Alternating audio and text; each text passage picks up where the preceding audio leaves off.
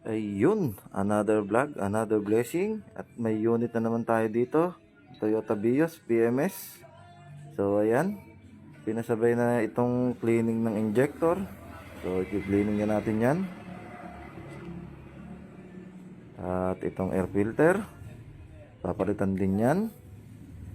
So ayan, dapat pagka medyo tupi-tupi na, dapat palitan natin. Ito ang kanyang throttle body. So ayan, medyo marumi na siya.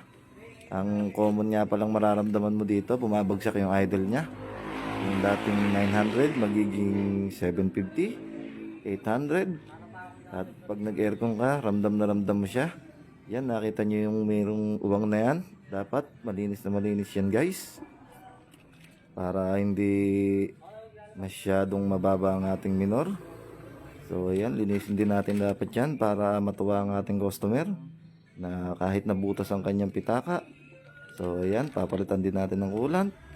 At itong valve cover nya, gasket, papalitan natin at may tagas na rin siya.